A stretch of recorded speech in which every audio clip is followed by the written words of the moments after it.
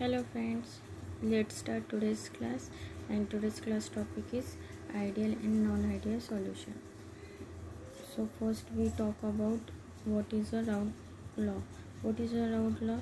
Partial pressure of solution is equal to partial pressure of solvent plus partial pressure of solute. It means component. So now what is a ideal solution? First, ideal solution obey Raoult's law over entire range of concentration. It means ideal solution Raoult's law को follow करता है. Second, no heat is evolved or absorbed when two components forming an ideal solution are mixed. Thus, the enthalpy of mixing is zero. It means del mixing H is equal to zero. It means जब हम solute and solvent को mix करके solution बनाते हैं तो that moment कोई भी energy absorb नहीं होगी और कोई भी एनर्जी रिलीज नहीं होगी. सो एंथैल्पी क्या होगी? That delta mixing H is equal to zero. Third point is there is no volume change when two components forming an ideal solution are mixed. Thus volume and ideal solution is equal to the sum of volumes of two components taken for mixing. Component means that solute and solvent. So there is no volume change. It means जब हम solute and solvent को लेकर solution बनाते हैं तो उनके volume में कोई चेंज नहीं होगा. अगर मैं एक सॉल्वेंट लेती हूँ 10 ml एंड सॉल्यूट लेती हूँ 10 ml तो हमको सॉल्यूशन कितना मिलेगा 20 ml. सो क्या होगा? That delta mixing V is equal to zero. Fourth point, in ideal solution solvent solute solute solute and solvent solvent molecule interaction are comparable. It means जो इनके बीच का इंट्रैक्शन होता है वो नेसेसरी होता है. Fifth, the vapor pressure of an ideal solution always lies between vapor pressure of pure components we show in Raoult's law. The vapor pressure of ideal solution always lies between vapor pressure of pure components we show in Raoult's law. It is important to understand that perfectly ideal solution are uncommon. हम कोई भी solution बनाते हैं तो जिसमें energy release and absorb होती ही है, then volume भी चेंज होता है. तो ऐसे बहुत ही कम आपको सॉल्यूशन मिलेंगे जो आइडियल सॉल्यूशन होते हैं. तो हम नियर बाय जो सॉल्यूशन होंगे उसका एग्जांपल लेंगे. That benzene and toluene behave nearly ideal solution. Second, non-ideal solution. This solution do not obey Raoult's law over the entire range of concentration. यानी जैसे आइडियल सॉल्यूशन राउल्ट्स लॉ को follow करता है but non ideal solution Raoult's law को follow नहीं करता है. The vapour pressure of this solution can be higher और lower than those of pure component.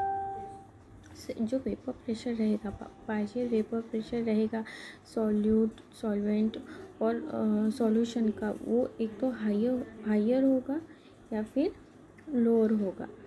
Deviation from the Raoult's law. This solution show two types of deviation from the Raoult's law. जैसे यहाँ पर आपको to case मिल रहे देखते higher होगा या फिर लोअर होगा, तो जिसके कारण हमको टू टाइप्स के डेविएशन मिलेंगे. First is positive derivation from Raoult's law. यहाँ पर x1 is equal to zero, तो x1 हमारा क्या रहेगा? सॉल्वेंट रहेगा और x2 क्या रहेगा हमारा? सॉल्यूट. और we can say these are two components. तो x1 is equal to zero, x1 is equal to 1, x2 is equal to 1, x2 is equal to zero. तो ये आपका मोल फ्रैक्शन रहेगा जो x1 से x2 की तरफ जाएगा और ये वेपर प्रेशर रहेगा. सो पहले ये आपका वेपर प्रेशर आपका ये P1 रहेगा सॉल्वेंट का वेपर प्रेशर. दैट P2 आपका रहेगा सॉल्यूट का वेपर प्रेशर और ये आप क्या रहेगा? सॉल्यूशन का वेपर प्रेशर. तो हम बोले पॉजिटिव डेरिवेशन. इट मीन्स कैसे हो रहा है? हाइयर जा रहा है, जो वेपर प्रेशर कैसा है वो बढ़ रहा है. तो ये देखिए ये यहाँ पर भी बढ़ गया है, P1 भी P2 भी बढ़ गया और जो टोटल सॉल्यूशन का वेपर प्रेशर है वो भी बढ़ रहा है. ठीक है. The solution in which solute and solvent intermolecular attraction weaker than those between solute molecules and solvent molecules. What? The solution in which solute solvent intermolecular attraction. What is intermolecular attraction? Force of attraction between molecules is called intermolecular attraction. So the solution in which solute solvent intermolecular attraction are weaker than those between solute molecules and solvent molecules. It means आपके positive derivation में कौन सा attraction strong रहेगा? That solute and solvent. Exhibit positive deviation. The vapor pressure of such solution are higher than those of pure components as shows in figure 2.3. ये देखिए higher आपको दिख रहा है. ये पहले ये लाइन थी आपका सॉल्यूशन की और फिर ये आपकी vapour pressure of solution higher हो गया. इसमें भी देखो ये सॉल्यूट की लाइन थी, इसमें भी कैसा हो गया? ये हाइयर हो गया. And that solvent is equal to P1. So इसका भी कैसे हो गया? हाइयर हो गया. The solution of ethanol and acetone, carbon disulphide and acetone show positive deviation from the Raoult's law. So move on. Negative deviation from Raoult's law.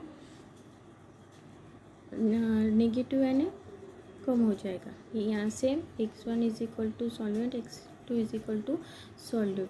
तो यहाँ पर ये जो है वो सॉल्वेंट का है, ये सॉल्यूट का है और ये सॉल्यूशन. ठीक है. तो ये देखो यहाँ पर लोअर है ना, डिक्रीज हो रहा है.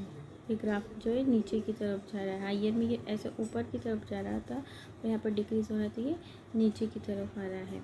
The solution in which the interaction between solvent and solute molecules are stronger than solute और सॉल्वेंट इंट्रैक्शन. जैसे आपका पॉजिटिव में क्या था? That solute solvent. और यहाँ पर भी आपका the solution in which the interaction between solvent and solvent molecules are stronger than solute और solvent interaction. Exhibit negative deviation. The vapor pressure of such solution are lower. The vapor pressure of such solution are lower than those of pure components and shown in figure 2.4. The solution of phenol and aniline. We take example of phenol and aniline, chloroform and acetone. Exhibit negative deviation from the routes